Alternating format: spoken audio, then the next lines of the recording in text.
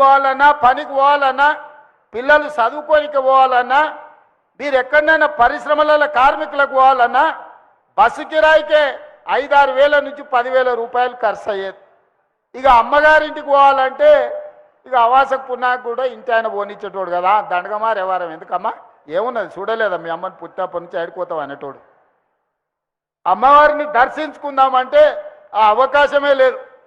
పెద్దమ్మ గుడికి పోవాలన్నా, లక్ష్మీనరసింహస్వామి దగ్గరికి పోవాలన్నా, యాదగిరి గుట్టకు పోవాలన్నా, లేకపోతే భద్రాచలం పోవాలన్నా, 7కి ఇల్లు దాటాలంటే బస్సు కిరాయిలు 100 రూపాయలు ఖర్చు అయ్యేది.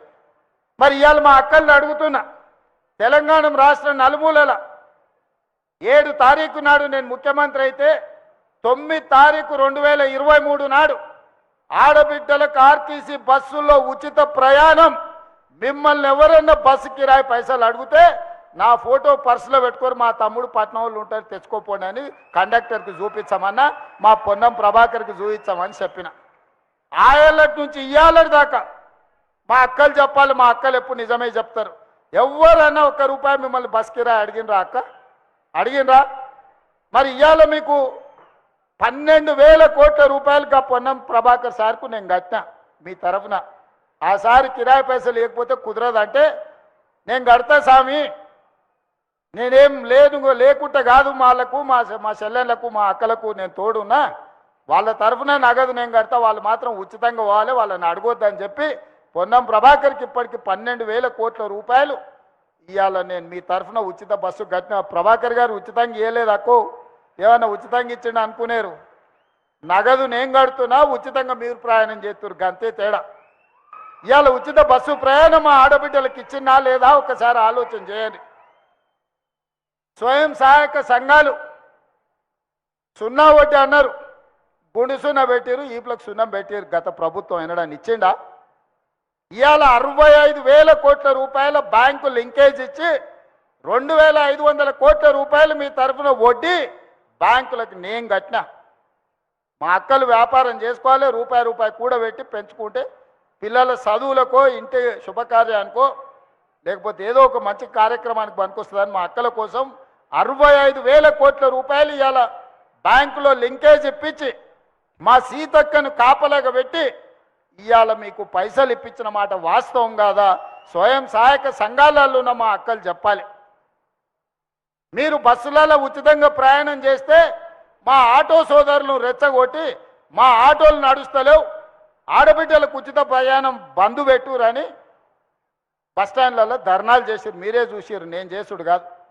బస్సులలో పోయిన వాళ్ళ మీద ఎట్లా పడితే అట్లా మాట్లాడిరు.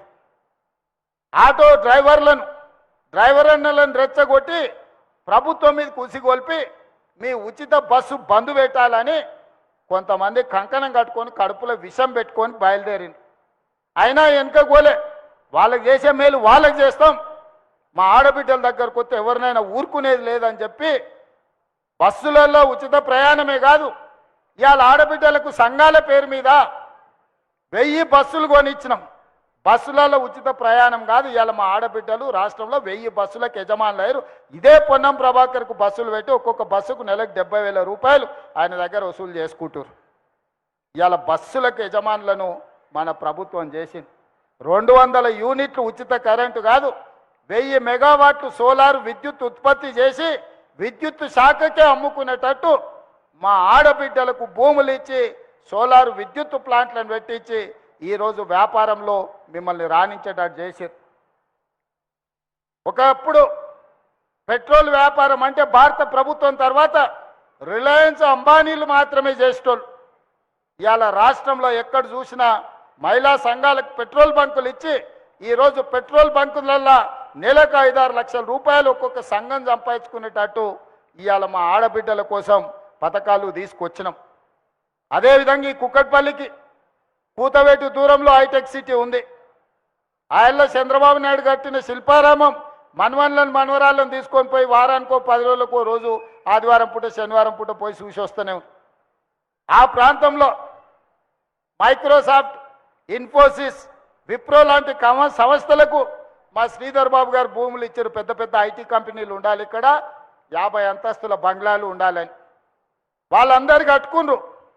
మరి మా అక్కల ఆడబిడ్డలు సంఘాలల్లా సమస్యలు ఉంటే ఎట్లా అని చెప్పి శిల్పారామానికి ఆనుకొని 3.5 ఎకరాలు 1000 కోట్ల రూపాయలు ఈరోజు ఇందిరా మహిళా శక్తి స్టాల్స్ పెట్టించి మా అక్కలకు విప్రో ఇన్ఫోసిస్ మధ్యలో ఈరోజు 1000 కోట్ల రూపాయలు ఆస్తి ఆడబిడ్డలకు రాసిస్తే ఈరోజు ఆదిలాబాద్ అడవుల నుంచి అచ్చంపేట వరకు వాళ్ళు తయారు చేసిన వస్తువులు హైటెక్ సిటీ పక్కన ఈరోజు శిల్పారామం దగ్గర మీరు అమ్ముకునే వెసులుబాటు కల్పించినాం. ఇదే కాదు, అమెజాన్లో ఆన్లైన్లో పెద్ద పెద్ద సంస్థలు తయారు చేసే వస్తువులు అమ్ముతారు.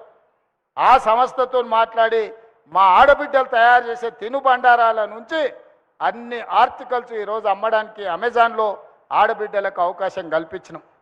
ఇట్లా ఒక్కొక్కటి చెప్పుకుంటూ పోతే అప్పులలో 8,11,000 కోట్ల రూపాయల అప్పుతో నాకు సంసారం చెప్తే అప్పులకు అసలు మిత్తి కట్టుకుంటేనే పటాన్కు కట్టినట్టు మిత్తి కట్టుకుంటేనే ఇన్ని సంక్షేమ పథకాలు తీసుకొచ్చి ప్రభుత్వంలో నిరుద్యోగ యువకులకు 70,000 ఉద్యోగాలు ఇచ్చిన గ్రూప్ 1, గ్రూప్ 2, గ్రూప్ 3, గ్రూప్ 4 టీచర్లు, పోలీసులు, డాక్టర్లు, నర్సులు అన్ని శాఖలలో 2 ఏళ్ళు తిరిగే లోపల 70,000 ప్రభుత్వ నౌకర్లు ఇచ్చిన. పట్నం పెరిగింది, అవసరాలు పెరిగినాయి. డబుల్ బెడ్రూమ్ ఇండ్లు అన్నాడు. ఆనా పెళ్ళంటల కోట శ్రీనివాసరావు పైన కోడిని కట్టి కింద ఉత్తన్నం తిన్నట్టు పేదోళ్ళందరికీ ఊరిచ్చి చెప్పిండు ఆయన. కొడుకొస్తే ఆడు, కోడలు బిడ్డ వస్తే ఆడు ఉంటుంది, అల్లుడు వస్తే ఆడు అంటాడు. కొడుకు కోడలకు ఉండాలి కదా, కోడి పిల్లను కుక్క పిల్లను ఉంటే కట్టేసుకోనిక ఉండాలి కదా. ఇందిరమ్మ ఇండ్లు, డబ్బా ఇండ్లు వద్దు, డబుల్ బెడ్రూమ్ ఇండ్లు ఇస్తా అన్నాడు. మరి ఇంతమంది వచ్చారు, అక్క ఎవరికన్నా వచ్చినాయి డబుల్ బెడ్రూమ్ ఇండ్లు ఇచ్చిండా? ఆడోటి ఈడోటి కడితే కూడా 50 కిలోమీటర్లు అవతల కట్టారు.